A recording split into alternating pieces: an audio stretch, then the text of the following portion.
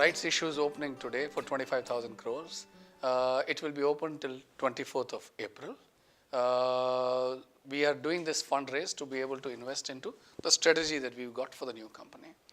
Our new company, Vodafone Idea Limited, is a company created by merger of number 2 and number 3 of that day, Vodafone and Idea, and parentage of Aditya Birla Group and Vodafone Group.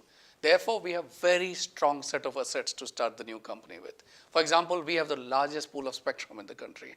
We have 340,000 route kilometers of fiber. We have 2 very well invested networks. And of course, we've got 2 very strong brands. So our strategy or our priority right now is to very quickly integrate these 2 to make them one, and therefore create a huge 4G coverage and capacity as a result of this integration. Therefore, get the best customer experience and improve our profitability. So very clearly, the funding that we are creating is towards funding the strategy so that for a long term, we can keep focusing on our strategy of best customer experience.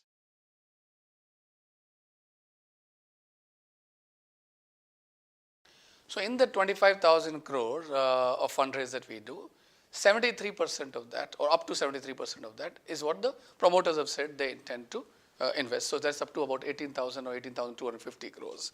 The remaining about $1 billion or about 7,000 crores is what will come from the other shareholders. We've been meeting the shareholders, existing shareholders and future investors. There's a very good response, and we believe, therefore, they will all participate in this.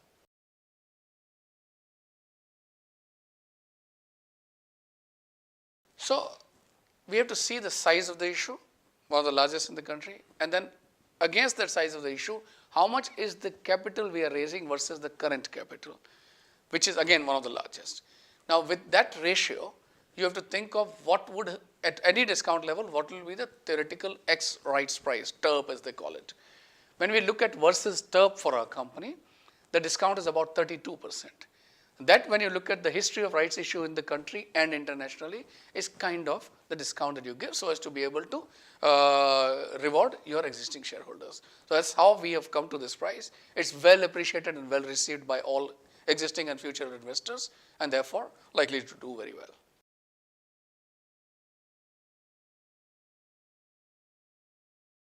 So 2 parts of what you've said, price and price environment. Now, we know that the consolidation in the industry is over. It is 3 players plus BSNL structure. Very good structure for the industry to be in. Good for competition point of view, good from profitability point of view. Now, currently when we look at it, because of competition, we are selling at prices below cost. Now, this is kind of illogical because you've got an industry which is limited on capacity by the spectrum that one holds. There's only so much capacity that can be created for data. But you've got demand that is kind of unlimited. So limited capacity, unlimited demand, but you're selling below price. Illogical. All 4 operators that are there today are burning cash every going day. Therefore, not sustainable. We believe, therefore, the prices will improve. However, our strategy is such that we are not waiting for that to happen. We're trying to do everything that we can do otherwise. We already talked of priority number 1, which is integrate the 2 networks, therefore create coverage, capacity, and customer experience.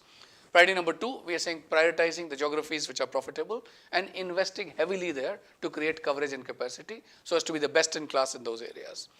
Priority number 3, we are trying to do what we can on building revenues even at today's prices. So even at today's prices, when our existing 2G customers go to start using data and then unlimited data, there is a ARPU upliftment that happens for every customer. We are very clearly focused to create huge capacities and therefore get more and more of our customers to start using more data and ultimately unlimited data, and therefore grow our revenues even at current prices. Third part of our revenue build comes from participating in adjacent industries, for example, content, fintech, assisted retail, e-retail, etc. While we are very clearly focused on doing only what our core is, we are saying everything else we will do through partnerships. So while we'll focus on managing the best customer experience, managing customer relationships, analytics of that, our physical and digital reach, our enterprise relationships, this is our core. We will invest every day time, energy, and resources to ensure we remain the best in that. Everything else we will bring to our customers through partnerships. So the best content, the best music, the best fintech products, etc. But not doing it ourselves, but tying up with the best in the world, creating value for our customers, creating value for the value chain, and fairly sharing that. That's clearly our strategy, and this funding allows us to do that.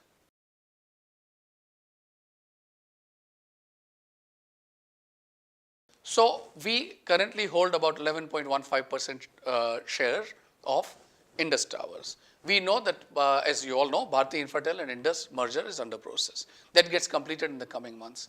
When that merger is completed, we have an option of taking stocks in the new entity or by cashing out our shares that we have.